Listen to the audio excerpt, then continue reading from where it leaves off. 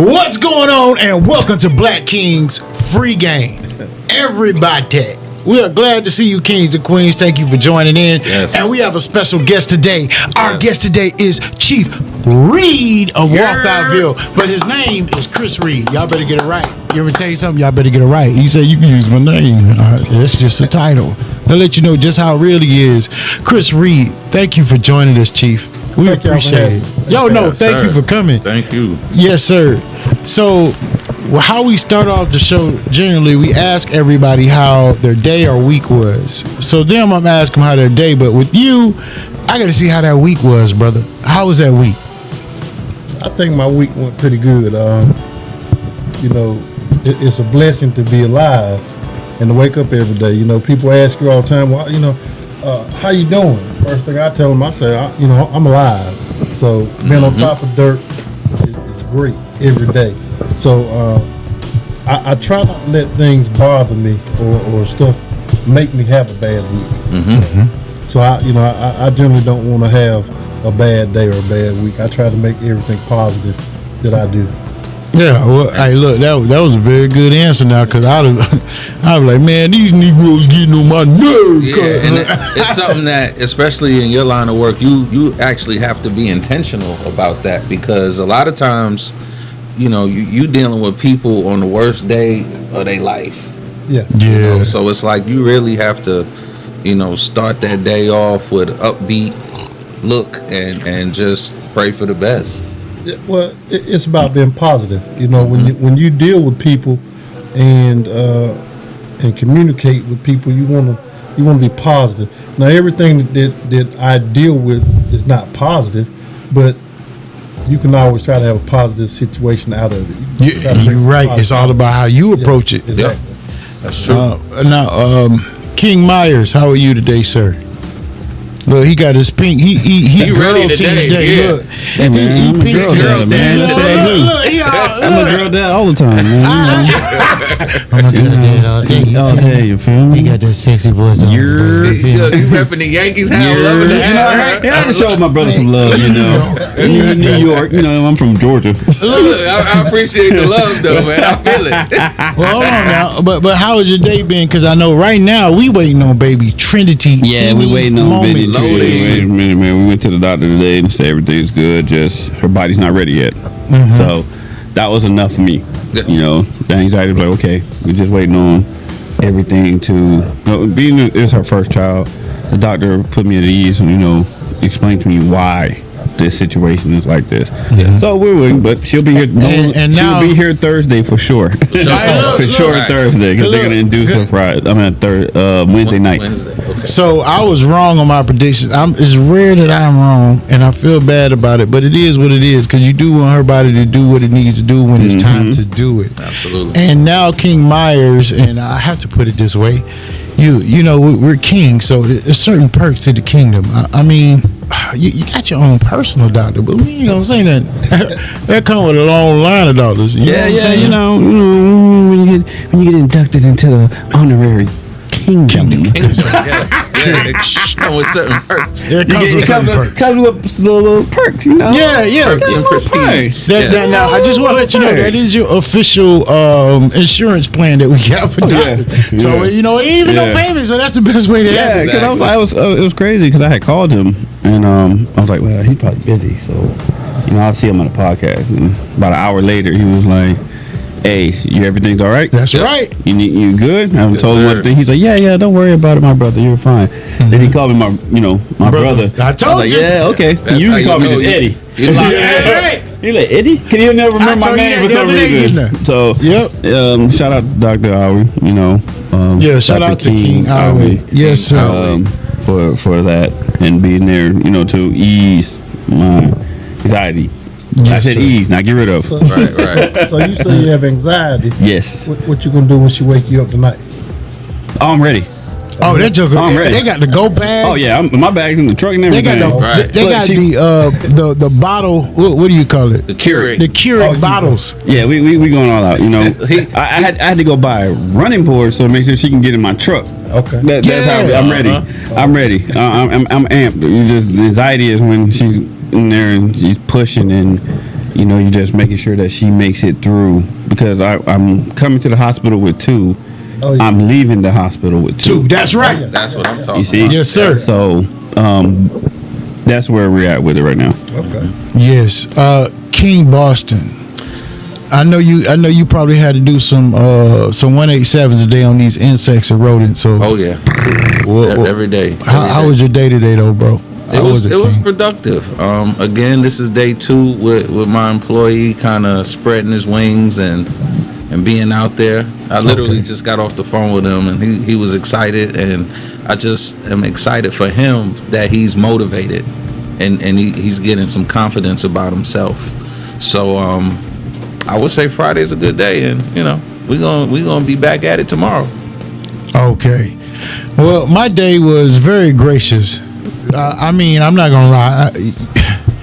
Look, I've been focusing on so many things, and the person that really knows this would be Eddie and Boston right here.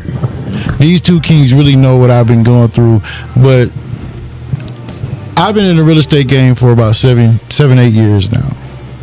And in order for me to branch out into the things that I think that will build legacies for my family, I would do certain things. And my real estate kind of was like, but to see how everything is working and how Yahweh is making things happen, I've been steadily on this. People are reaching out, and I enjoy it so much because some folks feel like they can't get houses. And see, you know how I am. I'm like, no, you gonna get this house. You know, if I got to do, Yes, you know you what I'm are. saying. I'm gonna make sure. No, don't worry about it. I put that on me.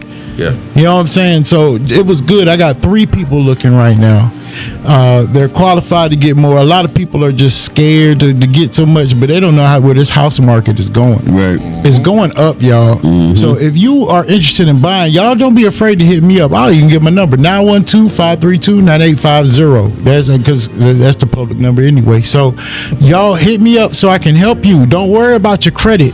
All right, because we need to have a game plan. If it's not there, guess who can get it there? I'm gonna get it there, and the person I'm gonna get to get it there is gonna get it there too. Because you know what? They, in the end, are gonna make a little change. Don't get it twisted. We have to make change in order to feed our families. It just happens that we are in the business of enjoying what we do. We like helping people and being able to do that. So when you got people that are motivated in 2 ways to help you get to accomplish that goal of getting into a house, that's when you have a real team together. So don't be afraid to reach out about that. But yeah, my week's been great. Well, King Mosley, what would you say to those who might be interested in purchasing a home, but the interest rate kind of got them a little shook? This is what I have to say, and this is going to be y'all better be glad the king asked me. Look, interest rates aren't going anywhere. Okay, understand this. Interest rates are built by the system. And if the system isn't making money at 3%, people aren't going to invest in real estate. Because remember, that money's got to come from somewhere. And people don't like getting 3% return on loaning out their money. I mean, the banks right now are at 0.51% right now. If you got a CD credit deposit, you're not getting that income back. So right now they're at 6 and 7%. You better get in now. I see it going higher, not too much higher, but I don't see it dropping. And even if it does, guess what you can do? Before the interest rate goes up, you can go ahead and set in now. When it goes down, you can refinance. Right. You refinance for a lower interest rate. But if you sit around and you wait and you procrastinate thinking, well, it's going to go down and I'm going to get my lower interest rate, you're going to miss out on the prices, because as you watching the interest rate, the community is evolving. Yep. And if you don't notice that Hinesville has triumphantly defeated a lot of other counties as far as growth. Yeah. Oh yeah. Regardless if we're complaining about it's a lot of car washes and liquor stores, it's still more growth. We're getting a Publix, we're getting the Aldi's, we're getting the Olive Garden. Yeah, we were waiting for that for years. It was just talk, but now it's about to be action. Yeah. World of beers. A world of beer. Olive Garden. In where they put that Hinesville, at Georgia. either. World of beer. Yeah. World of beer is It's going. almost built. Yeah. Yeah, It's right there beside it's like Applebee's. you come right out the hotel, You walk 5 steps, and you're right in the. It's great marketing because you got to think all the contractors that come in. Yes. And in those hotels around. Yep. And they're getting tired of just going to Applebee's right there next door. Yeah. Now they can leave their hotel and walk right there to the World of Beer. Yep. Exactly. I just feel like it's a bit of a congested area. Yeah. There you go. So that's how I feel. I feel like it's just gonna be a congested area. It's gonna be like it's just gonna be like Pooler all over again with David Buster's.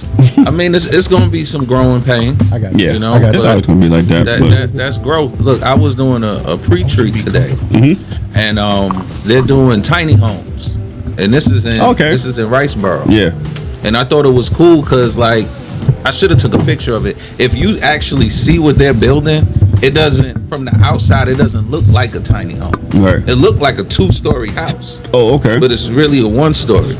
Yeah, we a program when I was working as the CSPIA CSP coordinator in Fort Stewart. We have a business called HBI, which is Home Builder Institution. They're dealing with construction, and they used to build tiny homes for Savannah. The tiny homes that's in Savannah, they used to go out there and build them. It was one of their projects they did. Right. So I know about the tiny homes. They're just a little too tiny for me. Yeah, like one bedroom. Why you playing? I Are saw those for them. the homeless? Is that Yes, what they're doing? yes, Okay. yes. Yeah. Okay. Yeah. So I was Matter a of part of fact, that when they started doing that. the Family Dollar, I can't remember what road it is, but it's like you going downtown Savannah, and you take that road with all the trees and stuff. If you drive all the way down, of course you'll see I don't think it's Fraser Homes, but it's a projects there, and across the street is a Family Dollar, and beside it is a whole bunch of tiny homes where the homeless stay. I thought that was so creative. Yeah. Yeah. And I even thought about having tiny homes myself and renting them out. But seeing that, you know, I know Hinesville on the up and up, and that might be a long project coming, but I think some tiny homes somewhere would be good. Yeah, well, I was just talking to the developer today, and he purchased it was a little more than an acre. And he said he's going to build 6 tiny homes on that land. Oh, he's going to rent those out? Yeah, he's going to rent them out. They just broke ground on one today. Oh, okay. Yeah. Well, cool. Look, see, we already starting to talk, Chief. You see that? Look, so the reason that we're here today is because we want to get to know our chief right there in Walthourville. Now, before I even met him, I saw him a long time ago, right? So this is all I can see in Chief's mind every time he see this big red Hummer go by him and go boop beep. Hey, Chief, like, I don't even know this nigga like that. He keep waving at me. You know what I'm saying? Look. You should have got. I threw it. No, back you up. did. You did. Nah, don't get that twisted. He did. He smoked, but I'm just saying, I ain't know how I put your ass over. You know what I'm saying? So, look, it was the reason of this man right here was one. We got a lot of other people in law enforcement that I talked to that I'm real cool with, right? And even when your name came up in conversations, man, it was all respect and all joy. Yep. So, of course, I'm going to respect you even when I see you, even when I was speaking to you, you know what I'm saying, trying to get that vibe and like, okay. But we had a real connection not even a few weeks ago. It was about a week ago, man. And we had a very good conversation, and I appreciated that, Chief. I really did. So, just to know, where are you originally from? Well, let me say it like this. I look at the camera when I say it because I say Tuscaloosa, Alabama, but I'm born and raised in a small town called Northport, Alabama, which is it's in Tuscaloosa County. Okay. So when I say Tuscaloosa, Alabama, I'm saying that because when I say Northport, people gonna look at me like, where? Okay. So I say, but I'm from Northport, Alabama. I was born and raised in a town called Northport, Alabama. Oh, wow. That's in Tuscaloosa County. Roll Tide. See, that's where I felt it. That's where he was. Look, I was just about to talk. Don't know, but yeah, we was all cool. We was good. And I was just about to say, yeah, you. Nobody know what Tuscaloosa is either. You know what I'm saying? They know Roll Tide. Yeah. Roll Tide. Look. See, how you gonna come in here and disrespect me on the show so quickly? I would be remiss if I did not say Roll Tide on this camera. Look, I don't know who watches. Calvin, so I need to let them know. Calvin Kine.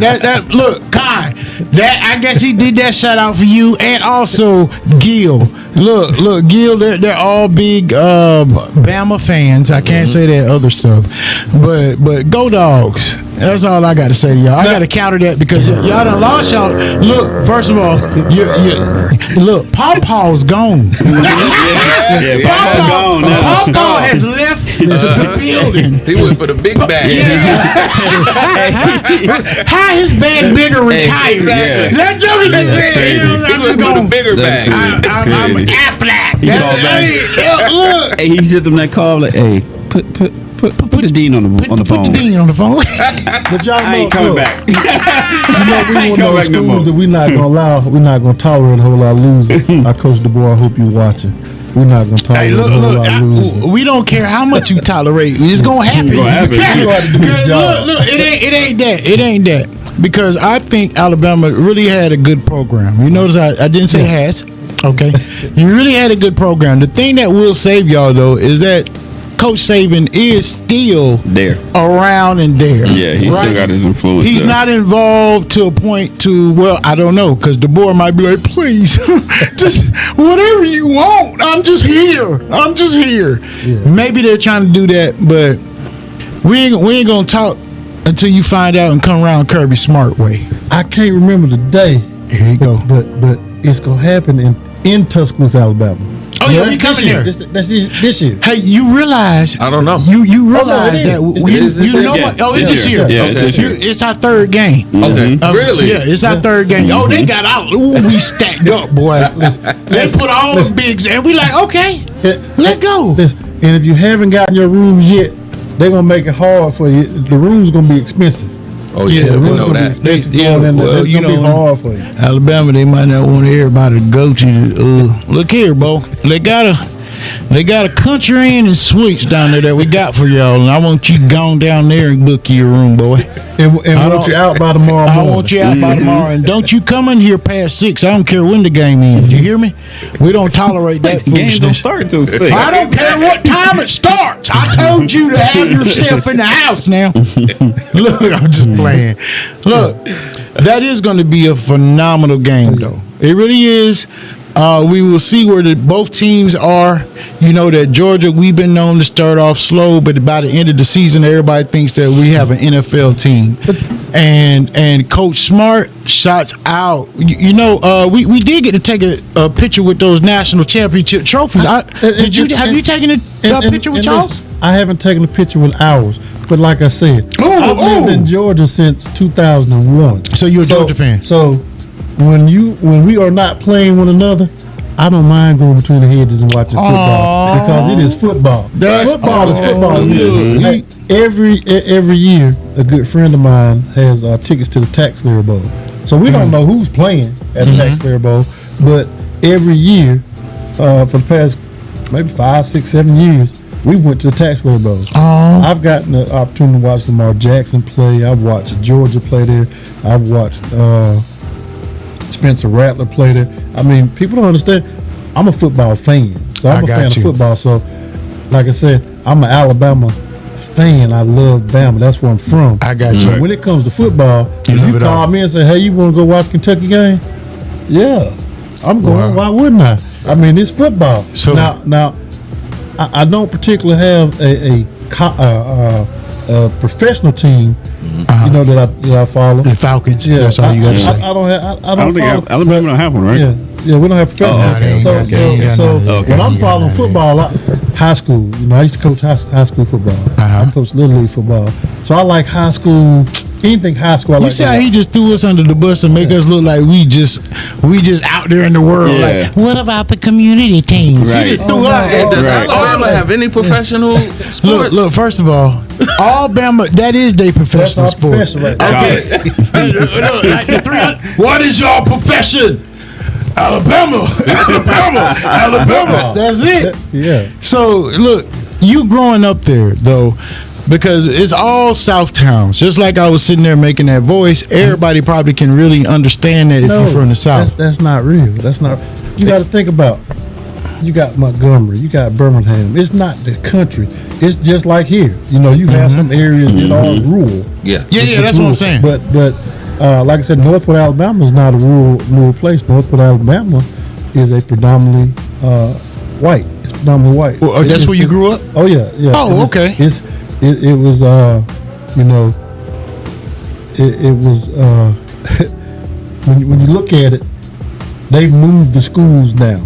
So now they've taken the schools that I graduated from, and they've moved it further out into the county, and then they've taken the other schools for the inner city kids and made a school for them. Oh, they separated. So it is that good old. Look here now. You gonna get over those tracks and you gonna walk on over to that school that we built for you.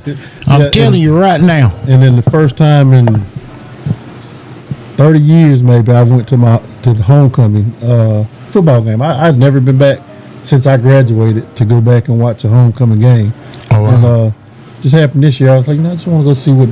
I'd seen the school. The school's nice. Oh man. Okay. Yeah. So, my brothers and sisters graduated from there, from the new school. The school I graduated from now is bricks. I mean, I think they tore it down actually. The only thing that was there was the football field. And, so I actually got to go back and visit, and it's strange. Like I hadn't been back in 30 years to a football game. I mean, I visit my mom all the time, but never had went back to a game, and actually went back, and people that I played ball with coming up speaking and talking to me. I'm like, oh wow. They'll tell me who they were. Yeah, look, they knew me. They knew me, but I had to look at them and they're like, oh yeah, I'm such a man. Yeah, that's when that chief was like, hold on, don't you got a warrant? Now you look just like Jesse Dale Powell. No, sir, I'm not Jesse. I'm Jesse. No, I ain't. That's my cousin. Now, can I say what I really? I mean, I can you talk. better, yes, really, man. Come on, speak freely. Because like now, like I said, I've been here in Liberty County since 2001. I came here with the military, and then I got out of the military in 2004.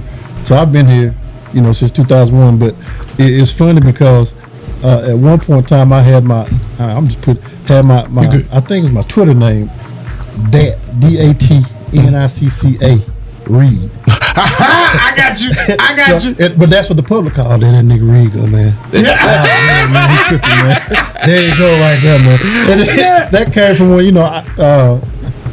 when I got out of the military, I actually started working at the prison system. I started in the prison system, and worked at Coastal State Prison. I was driving home one day, and I worked at Coastal, left Coastal, and ended up getting hired at the airport, the police department. So started working like $10.62 an hour. I'm going to the academy, so they sent me to the academy. BCOT. No. Well, this is after BCOT. So okay. I worked BCOT for like 9 months. I had just got out of the military in 2004. So I just got out of the military, adrenaline high. We just got back from Iraq. So I'm on it. Every time something happened, I want to be involved at the prison. And about 9 months in, you start realizing, hey, these cats can kill you up in here. we got no but a radio and they holding you over, just cause they short. My shift ended at 2:00. I'm you got to have relief. Where my relief at? Yeah, you got to have relief. The lieutenant need to hold you over, so you got to stay till 10. What? So you have to do a double if. Bro. I started back in the day in Nichols, Georgia. Yeah. This was it was a jail, but it was also like a long-term jail sentence area, right? So what ended up happening was when I was working, I was just learning it. I was just an officer, but I really didn't tolerate too much. And the one thing I did like that they don't have anymore is camaraderie. Yeah. It's a difference in somebody just abusing and doing bad to a prisoner. All right, understand that. But when you start realizing people ain't got your back, and you got a pod officer, that's the one that pop doors, and you got one officer with 2 dorms. You got over 200 inmates that you're in charge of, which they see you as who you are. Now you had lieutenants that would come in there and rile your dorm up. Yeah, rile them up. Now you got intentionally, bro. Yeah, because some of them have complexes to where they feel like, I'm about to go bother them today. I gotta deal with these people, man. Yeah. So I would be in the dorm. I have my dorm straight. Like there's some rules. You're not supposed to have towels up on the door. Sometimes I would allow it. I'm just gonna be real. I would allow it because sometimes You got to pick your battle. you got to pick your battles.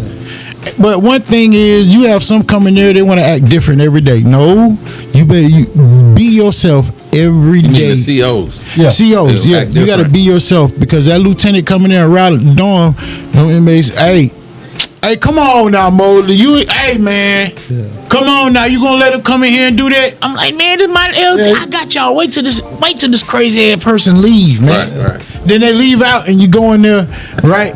And you be like, all right, y'all good? Man, Mosley, look, man, we get tired of coming down here. You just come down here to start stuff. So, but imagine a person's mind state you got to have to be around a whole bunch of people that might have done a whole bunch of bad things. Yeah. And you got to know how to talk to people. Talk to people. Listen, when I started at Coastal State Prison, and you know, they came in one day. They said, "Hey, man, you know, Tip, he locked up in building such and such." I don't know no Tip. Uh-huh. You know, I didn't know at the time who Tip was. The rapper? The rap T.I. Hey, look, had I known, I probably wouldn't. I need to sign right here. Yeah, hey, you want to go out? I don't know if y'all remember Drama. Drama was Yeah. there. Yeah. And you know, to sit there, I'm like, man, this dude locked up. I'm thinking, like I said, I didn't know who Tip was. Yeah. But I know who he is now. Yeah. But Drama was in there. I was like, man, how this dude put himself in this situation, you know, to get in here, and then like you say, you in there and you dealing with people.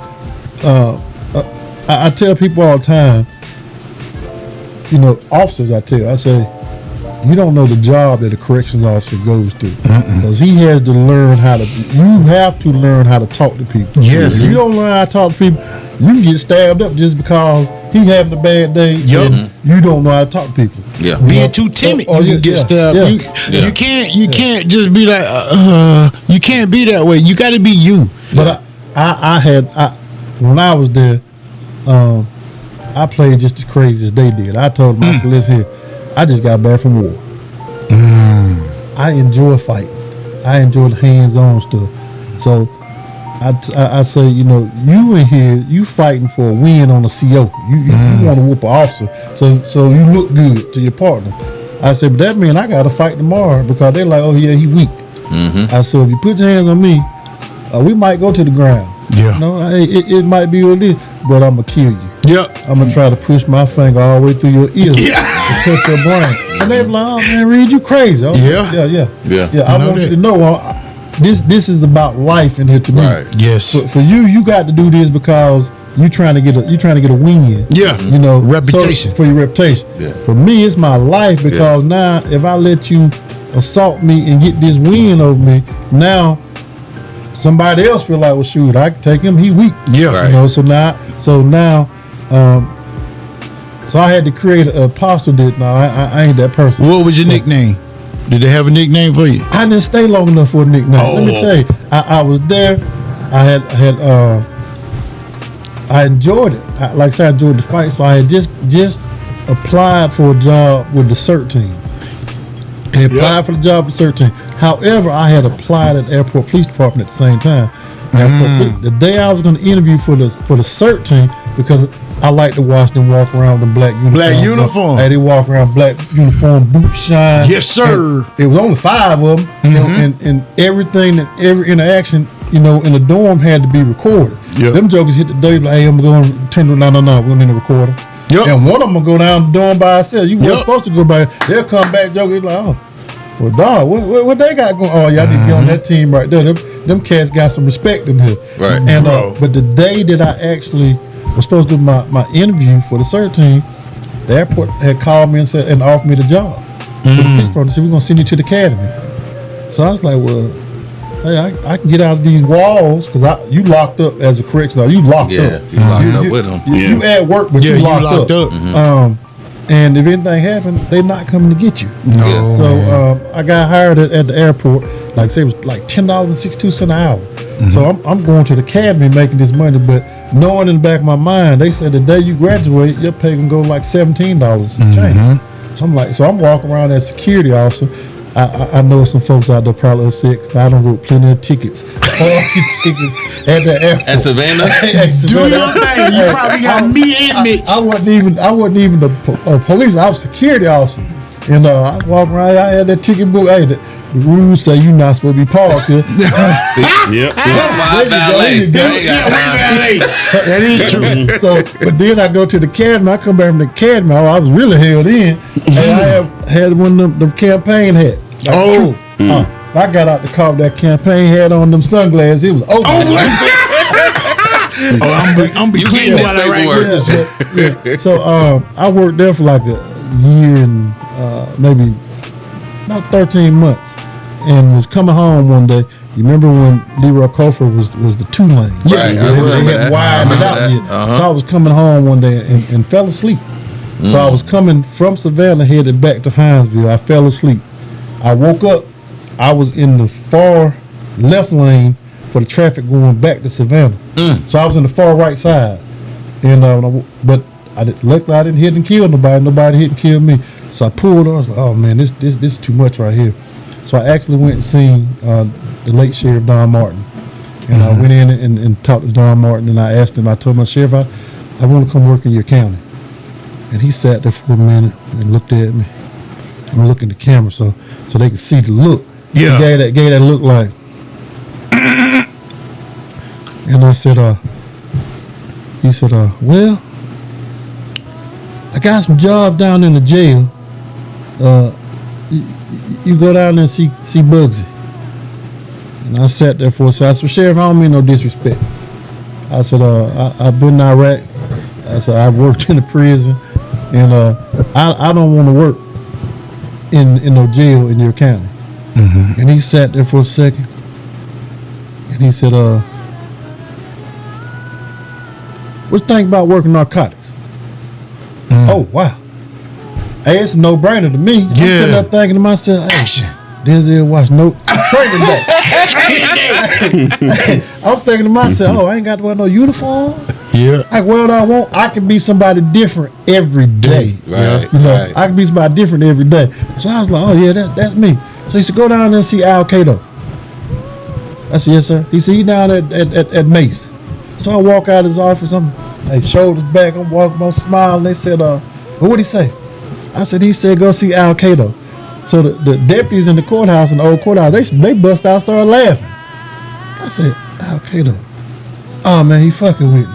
Okay. Oh man, come on, man. He gonna do? They said, no, it's really a place called Mace. It's a place called Mace. Go down there, go. You know. So they told me where it was, and I was like, so I go to the building, and I'm looking for Al Qaeda. So I walk in, I ask for him, and they're like, nah, he's not here. So I leave my phone number. Leave. Next day, hey, every day I'm going in there. Every day I go, Al Qaeda ain't there. I can't get in touch with him. I'm like, man, what is this dude? So she said, yeah, I gave him the number. So I see this guy walk through, God bless dead Gerald Binkley, my lieutenant. He actually walked through, and he looked at me. Oh, hey, that's him? She's like, nah, that's not him. So now I'm like, man, y'all keep dragging me on. The sheriff told me to come see this man. He ain't calling back. What's going on? So now I'm getting upset. Mm-hmm. But I'm persistent. So I keep going. So one day I go in there, I see a truck whip in, and at the time, y'all know what the office was. Yeah. On one night. So time I see the truck whip in and go around back real quick. So I whip in right behind and pull up, walk inside, say, hey, I'm here to see Al Qaeda. She says, well, he's not here. And all of a sudden I see the guy walk. She said, hold on, he just walked in. So she told him, he said, oh, he back? So let him in. So I go in and sit down and talk to him. And we sitting there having a conversation. And he said, well, I'll be in touch with you. So that was maybe in September. No. That's like August. So I ain't hear nothing back till October maybe. I'm like, no. So they called us, hey, come in and do a formal interview. So I go in and do an interview, and I'm talking. And they said, well, what you think about the start date, December 6th? And I was like, yeah, I really want the job. And then, hey, you said December 6th? He said, yeah, December 6th. Can you start December? Yeah, I need to let my other job know. He said, that's why we said December 6th. So I hit the job, and the day that I'm going in, well, the day of my interview, God bless it again, another guy, Michael Fincher, was coming in to set his office up. But I'm looking at him like, oh man, they letting these cats, these cats come through the front door. I thought he was a snitch. So I'm looking at him like, well, shit, they letting him come through he come through the front door, man. What's wrong with this dude? So that's your job title. Yeah, he different person every day. He goes in, and because she let him in, and said, "Yeah, come on back, so you can set your office up."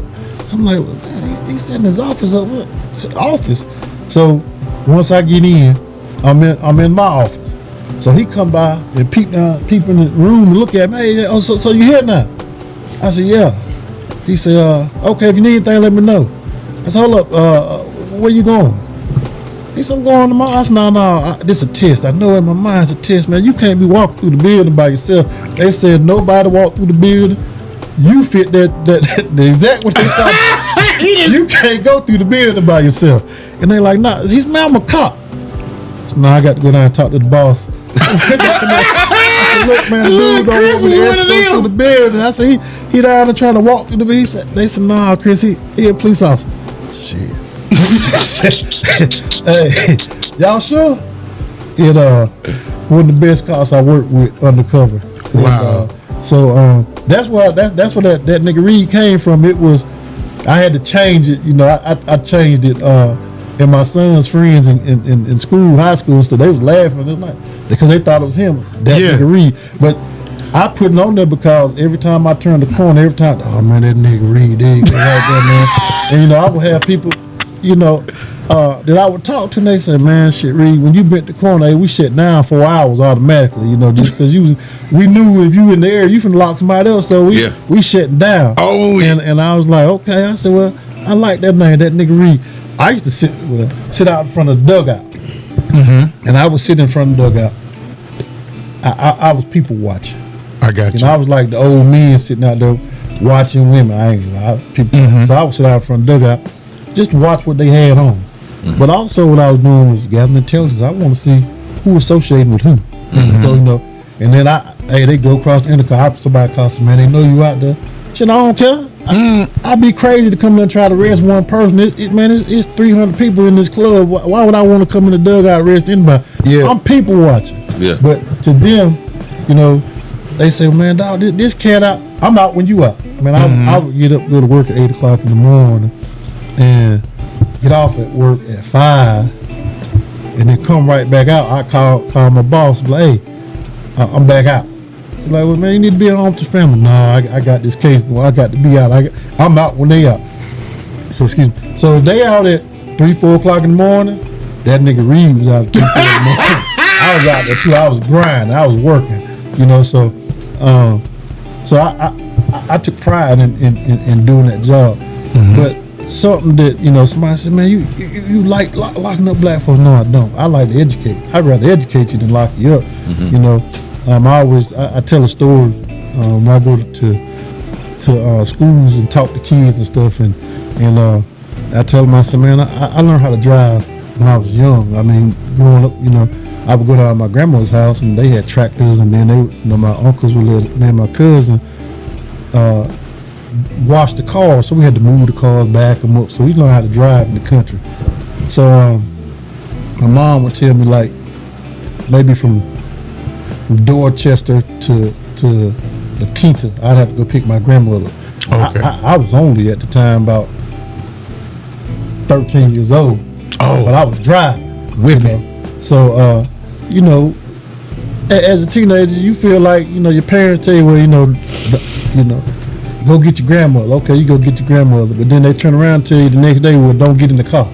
Oh, no, you can't let me drive the car on Thursday, but then on Friday tell me I can't drive the car. I just want to drive. Exactly. So I had help about taking the car when I wasn't supposed to. And I don't care how many ass whippings I got, I would get back in that car. Yeah. You know, and my mom at the time, she had a brand new Honda Accord.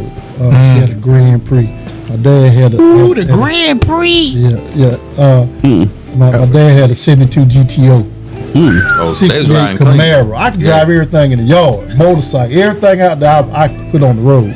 And you know, one day she told me, you know, and I tell the kids, say, you know, one day I took the car. It sounds better. I took the car. Yeah, I got you. So I took the car, and I was out riding around. I came home, and she had came home from work. My mom's a nurse practitioner. She had came home from work, and but at times she was working nursing. So she had came home and I seen the car. She pulled up in a Honda. She was parked in the yard. I went right on by the house.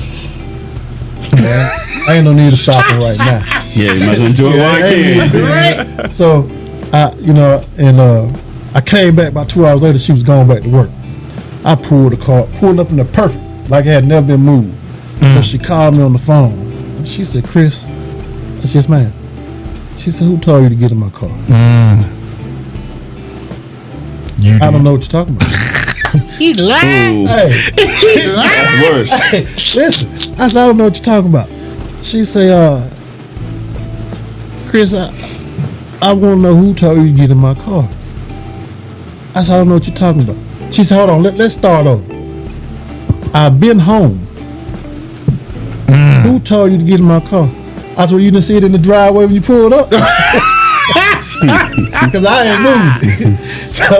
So I get the ass whooping that day. Oh, yeah. Mm-hmm. So a couple weeks later, like I said, I had a passion to drive. So now I'm out. I got my dad's 72 GTO. I ain't gonna let nobody else drive. And it's column shift. So I'm driving the GTO, and one of my other partners driving the Camaro. Oh So we no. got right. Now, when the police got behind us, because she had called them. So the police, when the police got behind us and stopped us, and like I'm telling the kids this story now. I said when the police got behind us and stopped us, we jumped out and ran. I was in shape, man. I played football. I was running back playing football, so they wasn't gonna catch me. Yeah. Oh man, I had my damn sister in the car. Oh no. She My wasn't as fast. 2-year-old sister in the car. Some of us was in the back Damn. seat, so I got to go back. So I go back. They take us, and in Alabama they had juvenile, so they take us down to juvie, and we sitting there. So my mom walk in, and I look at her, and I see the hurt in her face. Oh man! Yeah. And I look over there, and she tell the piece, "I'm tired. Y'all keep it." Oh. So I throw out well, I ain't going with her. I ain't going with her. He ain't go. Yeah, I ain't going because I got my sister involved in this. So I'm Yeah. like, I ain't going nowhere You know with what's her coming. tonight. I ain't finna go with her. So I tell kids, I said, "This is very close what I'm gonna tell you." I said, we went back and forth for a while with she ain't gonna take me, I ain't going. And finally the detectives there, they convinced her to take me. It's like, no, he's not a bad kid, and take him on, take him home with you, this, that, and other. So now she's there in her Grand Prix. So it's two-door Grand Prix, 83 Grand Prix. Yeah. So Beautiful. So she's buckling my sister in the back seat, and she tells me, she says, "Get in the front." No. No ass about to I ain't finna get in the front of the car with you. I'm smarter than that. Yeah, you just want to hit me. I ain't getting no front seat with you. You think I'm crazy? No, I ain't finna do that. No, not me. I'm too smart for it. So I get in the back seat. She buckles the seat, cranks the car, backs up, and I mean she don't go a half a block. Better than any police officer I ever seen throw the car and park and come up out the seatbelt. Hey, so like I say, kids, listen to this story closely. When she came out the seatbelt and jumped in the back seat with me, I didn't have nowhere to go. I didn't have nowhere to go. So she set you up. No, I set myself up. Yeah. Like I said, kids, listen to your parents. She told me, get in the front seat. Now, more to the story is, your parents gonna tell you something every time. It's always good for you to listen to what they saying, because had I got in that front seat, I could have opened the door and got out. Yeah. See, what happened was I took everything she had that night in that back seat. Ooh. Oh, it was ugly. I don't even remember it. I think I might need to call DFAC something, man. I mean, it had to be a good one, because it took me a little while before I got back. It didn't stop nothing, I got back in there, but more to the story is listen to your parents, because it stopped something for a little while, because I can tell you, it was a good while if I got back in there, but I guess I just had this passion about driving these cars. Yeah. Yeah. So, but I always tell the kids, I say, we have rules and laws. I say, as you're growing up, the rules are for you. At your parents' house, these are rules.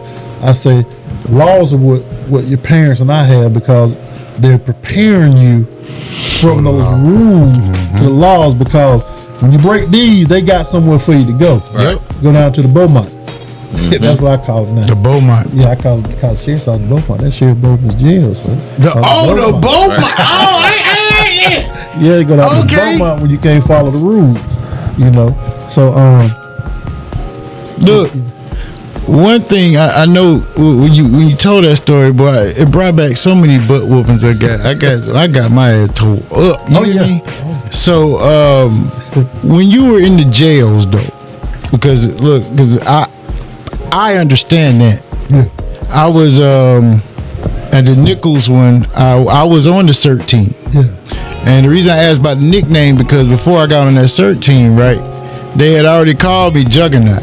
So you know you respect it when you walk in your dorm and everything that they know you ain't gonna tolerate, especially around shift change. They were like, oh dang, they Juggernaut, top range, Juggernaut. Yeah. You start seeing all the stuff that I don't tolerate coming off the doors, the paper out of the windows, boom, boom. I walked up in there. There's respect. What's going on, y'all? It was mad respect because one thing I would do, I would tell them, I said, listen, I don't know what the other officers allow and what they don't allow. I said, but when I hit the floor, it's certain things you're not, if they say you can't smoke, you ain't finna smoke in here. But what I will do for you is, as soon as I get my building clean, my count done, everything, hey, I'm finna pop these doors, let y'all go out in the yard. Now I would get a call from our post for, man, what your building doing out there? Well, you say I'm the building officer in my building. Yep. I'd rather just go outside and be able to look up there at the birds and at the sky than be closed up in here all day thinking of a way to kill me. Put them out there and let them look at the sky and walk around the circle. But I seen some wild stuff. My first time seeing some stuff up in that prison, I was doing count and I was walking by. Count time. And I used to stand at the door. I yell, count time, count time, count time. They supposed to close the doors. Yeah. You go check the doors. I yell, count time, count time, count time. So when they would close, well, it was the officer's responsibility to make sure the door was closed, secured, and count. But I would make them do it and then go by and check the door. So sometimes you have to make sure you prepare people for things. So I tell them, I said, every door I had to close, that 5 minutes at the count. So when I yell count time, I would take off running and I would hear the doors closing. So we had a good relationship. Yeah. Right. So but I had to indoctrinate. They thought I was playing, so I had to indoctrinate them into what I wanted. But when they realized, man, this cat really is gonna hold us in here after. I don't care what the warden say. This is my building. He ain't down here now.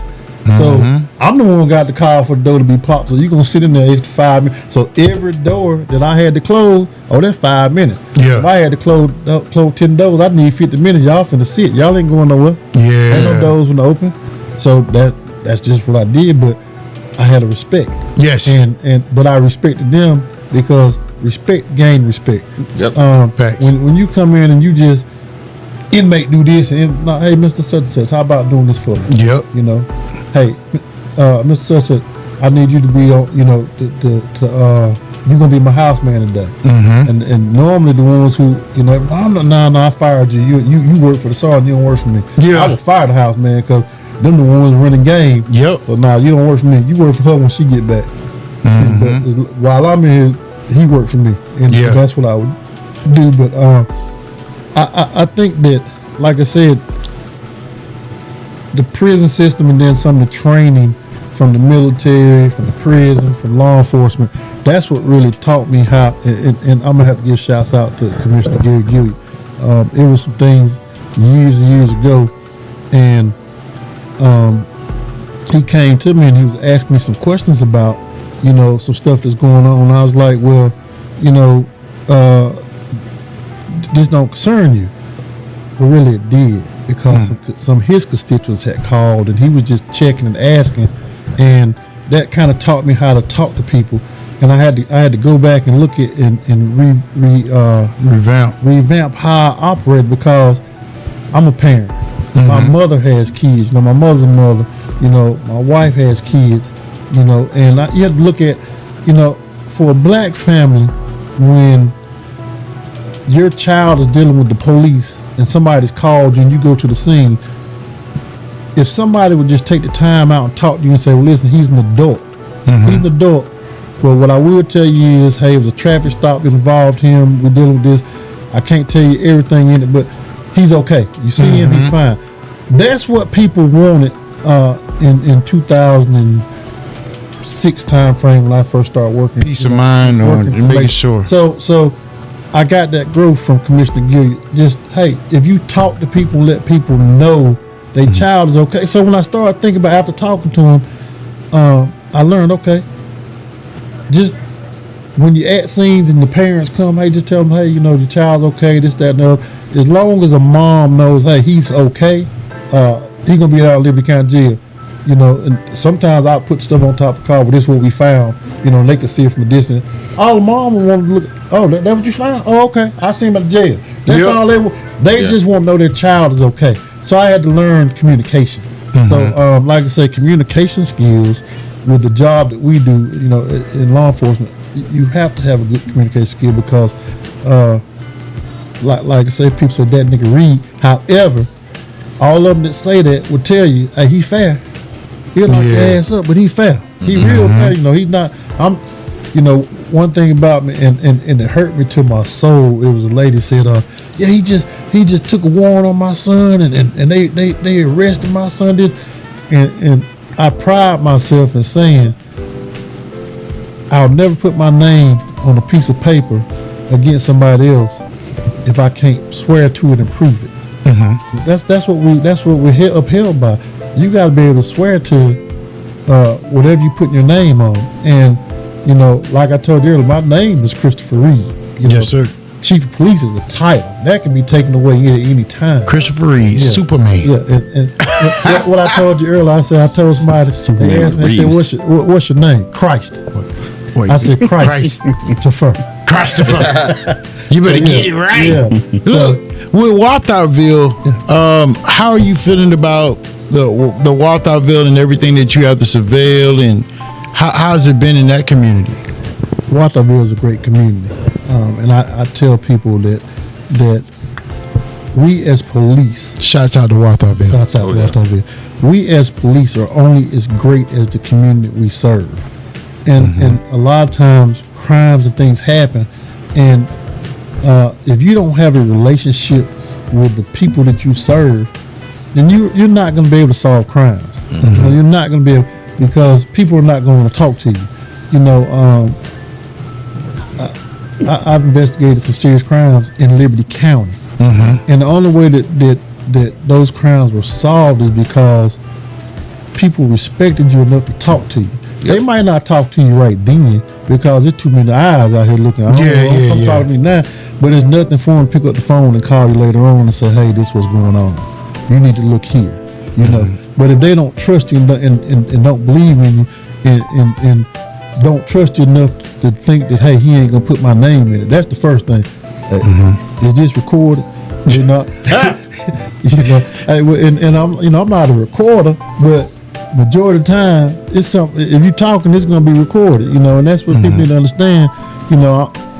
I did my best to make sure, and I didn't call people snitches. I hate that term. I call them Indians, or I would say my source. Indians keep their ears to the ground. Indians put information out there to you.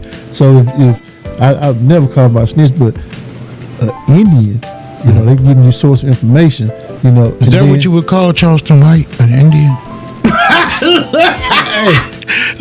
Look, Charleston, I'm gonna tell you this. Yes, I've been talking to your team, Charleston White. I have been talking to your team, and yes, I am a fan. You know what I'm saying? But we got I want to sit down and have a discussion with you, sir.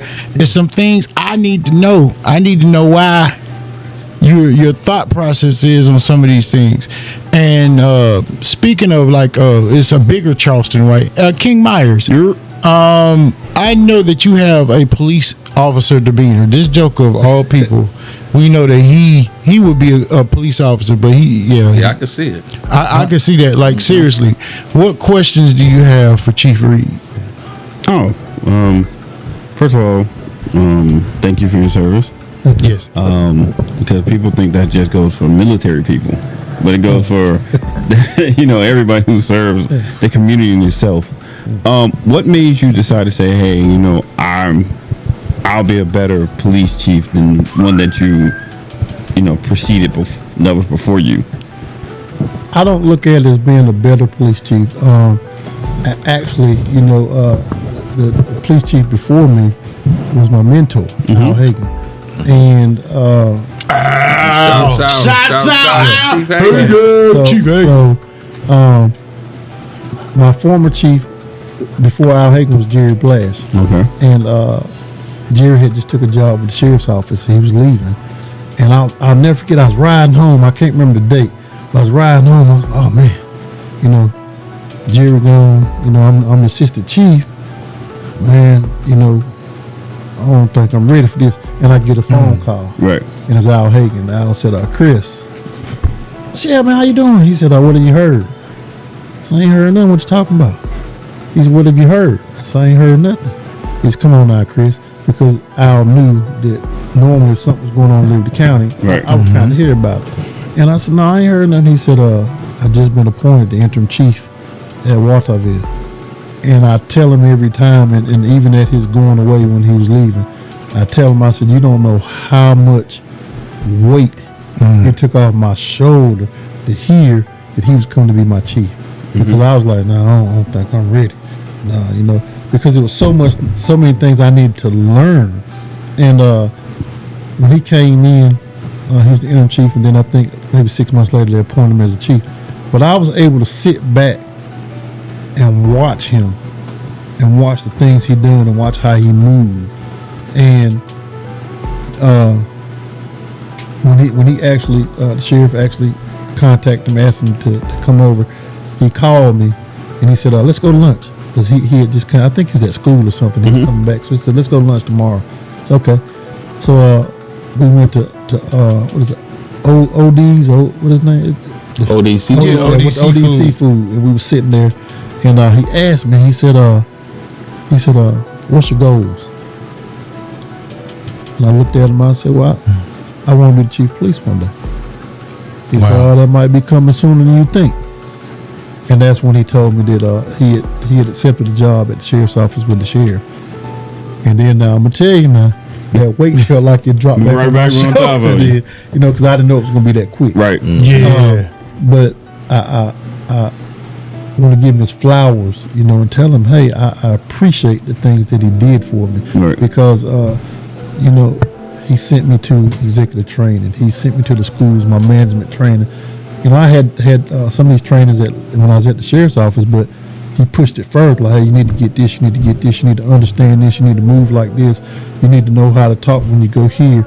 And so I don't think that it was to do anything better than the chief was there for me.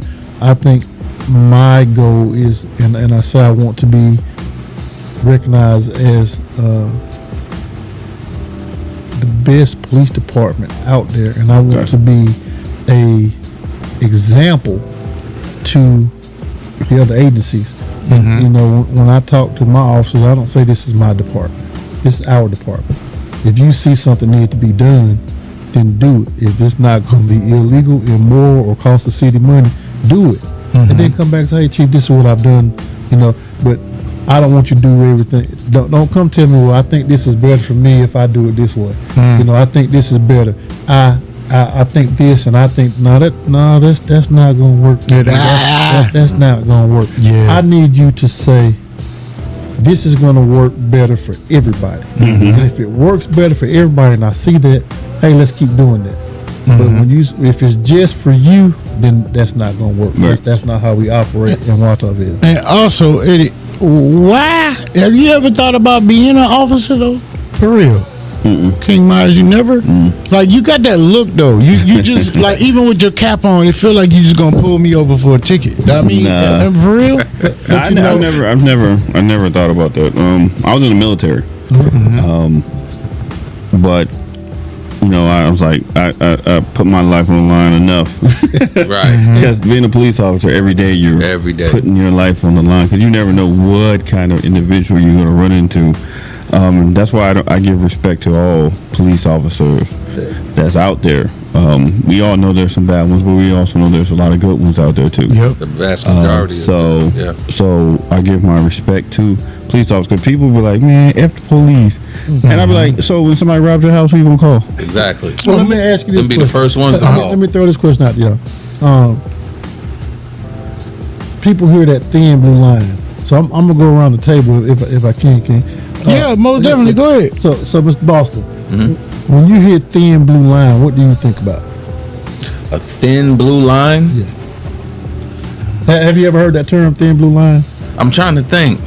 They came up with a whole bunch of the back in blue and stuff, right? Well, it came up where everybody was saying, over their gang, they protected one another and they doing this and that. So that's where that thin blue line terminology came out. People started saying the officers were doing illegal things to protect one another, and that's not what the thin blue line is. Well, hold on now. You look, Chief. Now you understand. You talking to King Boston, King. Look, because it's some bad stuff that we know, and it's not here. Yeah. I'm not gonna say here, but where Mitch is from, where he hails from, there was a fraternity. Okay, but I'm gonna let him say his piece. I mean, I grew up in Brooklyn. Yeah. And I grew up during the stop and frisk era. So he was light-skinned. Cops wasn't our friends. Oh yeah. I can recall countless times where I'm just hanging out with some of my buddies. And you see the DTs when they pull up, because most of them had like them Impalas. Yeah. I mean, they were unmarked, and you had on regular clothes, but we knew what time it was. And man, I mean, it was nothing short of terrorism. Yeah. And harassment. And that's, I think, I want to say that's where the initial terminology they start using is a thin blue line. I think it came from New York, but the thin blue line was created. It's supposed to be when, let's say, for instance, we're on the scene, we're officers. Camaraderie. Well, no, not camaraderie. It's when you see Reed start to do something out of line. We just had to chase a guy down running 120 mile an hour. We wrecked 2-3 cars and this, that, and the other. I'm the first one. I'm mad. Yeah. I'm the first one to get there. I snatch him out of the car, and you start to see me to look like I'm about to go do something that's illegal. Because you a man. The thin blue line is this. That's when it's your job to stop me and say, no, let me pull you back. It's to stop things before it happens. Don't allow your partner to put himself in a position that's going to put you and him in jail. That's what the line was supposed to be for. It's to stop things before it happens, not to cover up stuff. And see, I think some people got it mixed up. It wasn't for, helping officers cover things up. Hey, it's to stop me before I do something dumb to put us in a bad situation. Them guys, what was Louisiana? Somebody should have stopped all that. That should have been stopped way Mississippi. back. What do you feel about the thin blue line, King Myers? Look, I asked him this question for a reason, because look, this is a very, very fair man. Everybody at this table, we're pretty fair and level-headed. Oh yeah. So as far as it being activists, we're very active when it's time to get active, but we look at the situation and dissect it. This guy right here, we call him Oscar for a reason. And I'm talking about Oscar the Grouch, because Oscar's gonna sit there and think, well, get away from me, I don't got time for that bitch. But he's gonna be real with you. You know when he like you, and you don't know when he don't. But how you feel about that, King Myers? I think to an extent, I think that it was meant for good. Exactly. But it got used for bad. Yeah. Exactly And right. I've learned, like, it's that saying, birds of a feather flock together. And it's not necessarily always true, because in every flock of people, I hung out with the hoodlums, but I didn't have police records. Yeah. I had people who were selling drugs. I never sold drugs or did anything. But because I hung out. Excuse me, something got me. Oh, real? Okay. It's just right when you said that. I don't know where it came from. Me neither. I hung out with him a lot, so we'll put that on him. Yes, yes. But I feel like they try to use. I felt like they try to use that to hide what they really were doing at that point. And like I said, if you have one bad apple, it makes everybody look bad. Yeah. Whether or not you're doing the right thing or not, you're now at the point you're on a microscope. And if you do, people are human, but people don't understand people are human. They believe like doctors are not supposed to ever lose a patient. Police officers are never supposed to be human and have human feelings about certain things. Like if you see a man beating on a woman, you're not supposed to go and beat on him, but your instinct kicks in to say, grab him and slam him, protect him. Yeah. But your mind, you're protecting that woman, but in somebody else's mind, you're like, oh, look at police brutality. So we talking about Diddy now. So we just gonna get on Diddy real quick. No. I got something to say stuff out there. That's all. But if he's beating on a woman and they grab him and slam him, it just happened. Right, and that's what I was saying. But somebody who's on the outside who necessarily didn't see what was happening, see this man slam the police officer. The thing now is we're in the era of cameras. Cameras, yes. And that camera, I mean, it's all about the perception of what they're trying to put out. So the best thing in the world now is that the officers are wearing the cameras, and that agencies are being transparent. They're putting those cameras out as quick as they can. They're putting things out, because you might see one version or one side of it, but you don't see everything. And then if four of us are here and we're there and we're wearing cameras, you're gonna see all four versions. You're gonna see every angle of it, and you're able to put it together. And you know, these cell phones are out there, and what people send in is sometimes they edit a lot of stuff. They don't send everything in, and then when you get it, you only see what they want you to see until everything comes out. But what they've shown you is what they want you to see, and they've got everybody riled up, and now it's hard to get you to come back down. You know, you keep leaning towards this Diddy situation. You know, I got to bring this up. I don't know. Have you seen the video? I have. You know, look. I did. It was tough. You know, it was real tough. It was tough to watch. Yeah. With his sons? No. I'm gonna explain it to you. Okay. And then we're gonna look at this from all angles, y'all. And yes, I know we're over time, but give us a few more. Look. So what happened was Casey, I think her name, Cassie, and Diddy, they were in the hotel. Yeah. And you see Cassie going out. She has a hood on with a bag. Yeah. And then you see Diddy coming out with a towel, and he grabs Cassie and throws her to the ground. Then he kicks her, but he's kicking at her feet. He didn't really kick her, but it was just the vigorous motions of her throwing her down, which isn't right? Yeah. So then you see him take the bag, and then he grabs her and starts pulling her back down the hallway. He lets her go, and then all of a sudden he goes back to the room, boom, and then he comes back to her.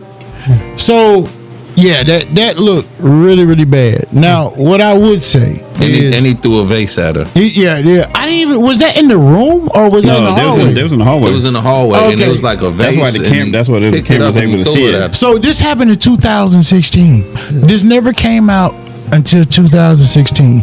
This puts in my mind that these folks know what be going on, because we have that happen a lot of times in life. Well, allegedly he paid to cover it. You know, he gave the hotel like $50,000. Oh, so he gonna sue the hotel now for? I guess they said he gave the hotel $50,000 to get the footage. I'm gonna tell you, it's a lot of things that and shouts out to my wife. I'm gonna give my wife a shout out. Yeah, we were at a it was at I can't remember, they were doing something like recognizing her for the first black African American female council member, Allen, or something else. Oh, shut! But it was claps. Yes, Councilwoman Reed. But it was at Mount Zion, and Pastor Kanye said something, and I'm gonna tell you, I started living by that as a model, kind of. You know, she said a lot of times, and with these celebrities, I don't make the money they make. I know that's right. So when they own, you know, I kind of look at it and pass over it, or when it comes to them, like I say, they're in a different tax bracket than me. So I don't care what they got going on. So Pastor Kanye said it, and I've been living by it for about since January. it's okay not to have an opinion on things.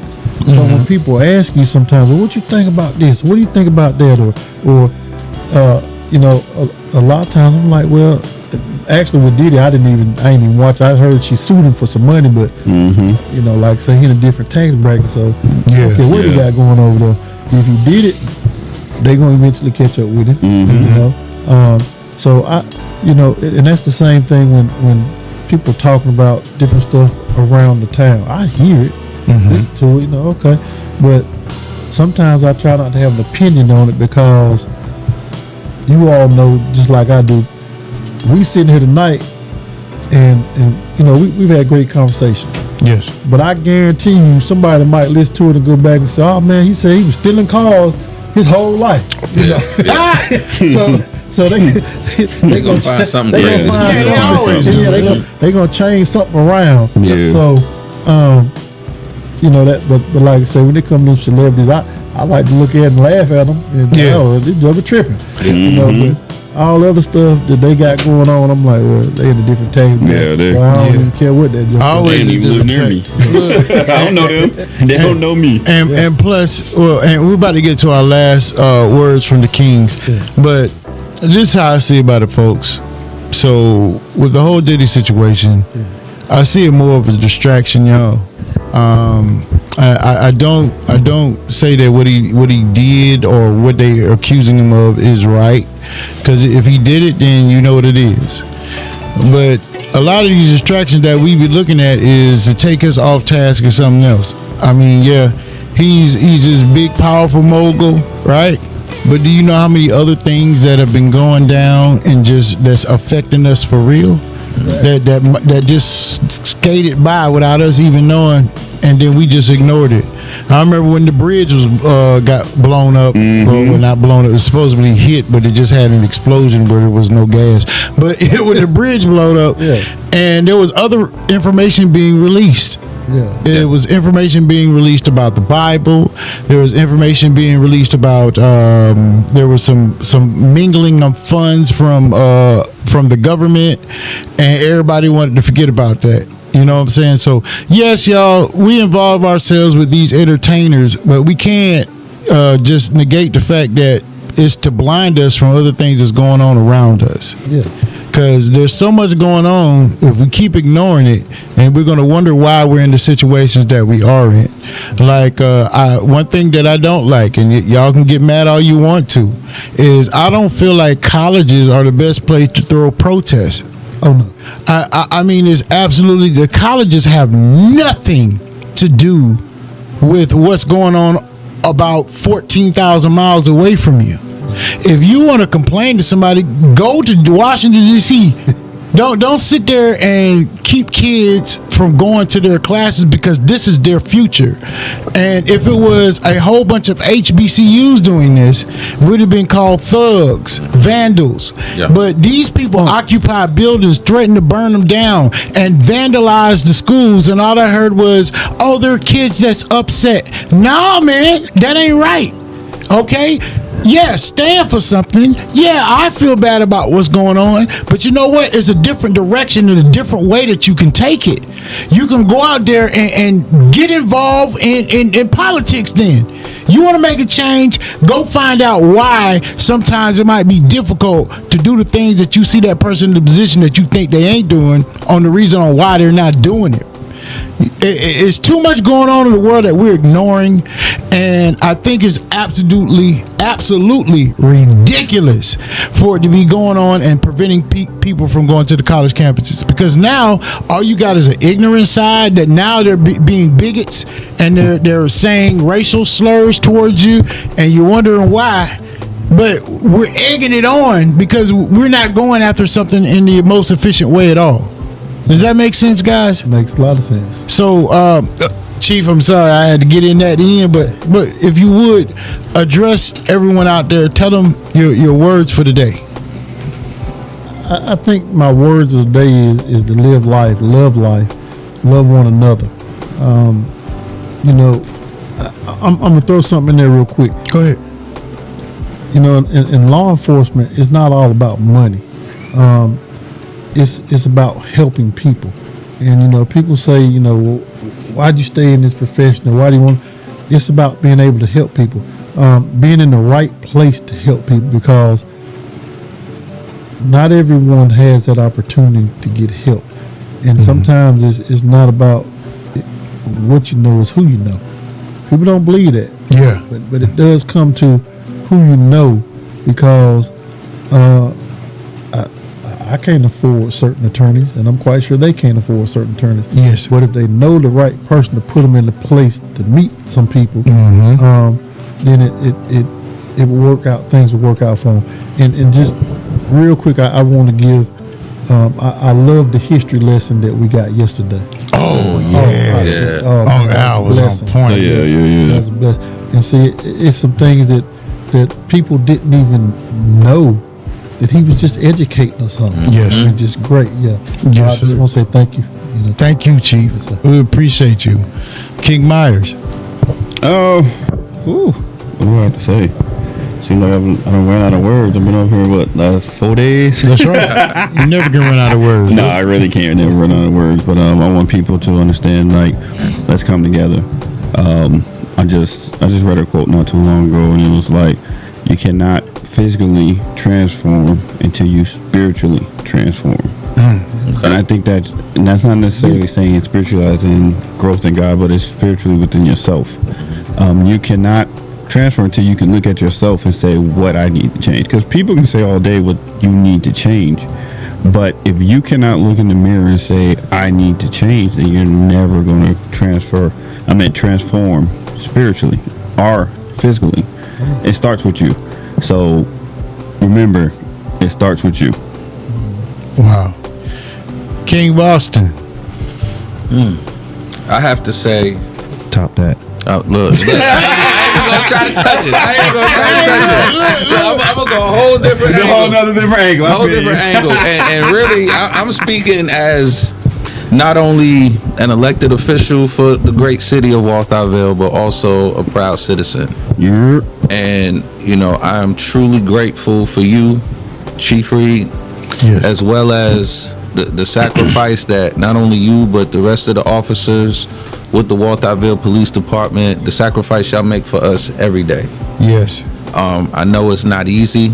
I remember initially I asked you about the color of the uniforms, because I was like, Chief, I know y'all hot, man. Like if y'all not okay, just let me know, and we'll get these colors changed. But it was all I said it in jest, but I meant it, because I truly want the best for y'all, the best for the police department, because y'all deserve it.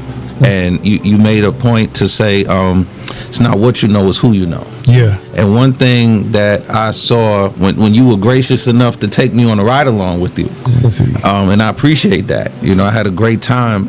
But one thing that I noticed was the people know you. And not only do they know you, but they respect you. Yes. And it wasn't even, just the people in the subdivisions, but, in the trailer parks. So you could tell, like, you make your rounds. Oh, yeah. And, and you're not judging people based on their socioeconomic status, or, whether they're a voter or not a voter. Like, you could tell, or I could tell, that you're in touch with the people. Yes. And I could see that is a culture that you foster amongst your subordinates and your officers, and because I see them, and even when I'm just driving around, I watch what's going on.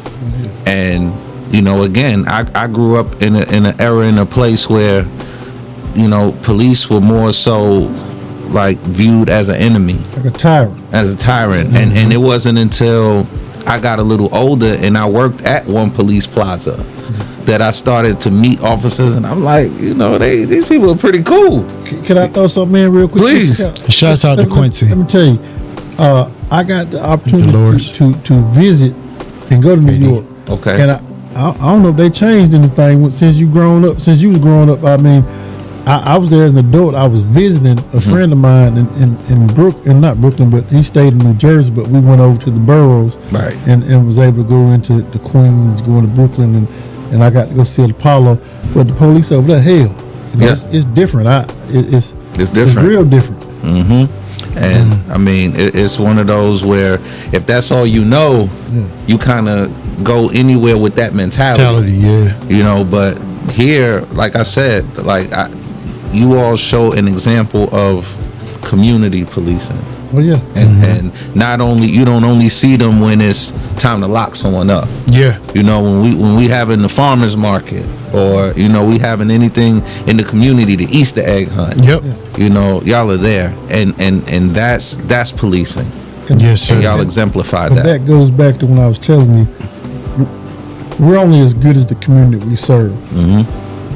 So if we're not there for the community during just those times when good things are happening, what happens when bad things happen? Yeah. And then we show up. You know, one thing that parents say, and I tell them, don't tell kids that. You know, well, I'm gonna have the police lock you up. No, don't tell them that, because they need to trust us. Yep. If something happens, they're able to call us. Now, like I said, when I was in schools, it would be a lot of times where kids would tell a little bit more than they should tell. You know, we'd go and we would show the displays of cocaine and marijuana. And, oh yeah, we got that at home on the dresser. No, son. Things you don't need to talk about. What's his address? Like, don't make me do my job. Chief, Yeah. thank you so much. Yes, sir. I thank you, just like my brother just said, just showing up and showing out for the community. That shows the love and how you integrated yourself into the community. All the way from Alabama. Even though you're a Bama fan, you're a fan right here of where you are. And I got to say also, you guys, remember, follow us on YouTube. Black Kings Free Game. Also, right here, I see we got some stars that were sent. Look, to support the program, send some stars. Click that button. Let's get it up, because we got some great things, and we're going to bring some very big people down here to Liberty County. So I thank you, Kings and Queens, for watching. And also, once again, don't forget Magnum Pest Control. Hey, Magnum, give them your telephone number too. 844 Magnum 1, too easy. 844 Magnum 1, and we got the manager of Leaf Filters. Look, give him a shout out. Manager. The district. Oh, yeah, excuse me. I be messing up. 12, you do. 12 stores now. 12 stores. 12 of Get them. it right. 1, 2. Yes. And you want to shout out the website? Leaffilter.com. And if you have if you want to have any kind of questions about gutters or gutter protection, go reach out to one of my marketers in any loads from Vidalia down to Florida. You heard it. You see that? See how he covered that? You got a whole He footprint. right here, whole footprint. And y'all know who I am, King Condor, the People's Champ. Look, 912-532-9850. That is the number. 912-877-6600 is the office number. You about to say something, Chief? Yeah, I'm glad you clarified what Leaf Filters was. Oh, yeah. I was for the longest. I'm like, okay, he managed, a couple of these shops around here with Yeah.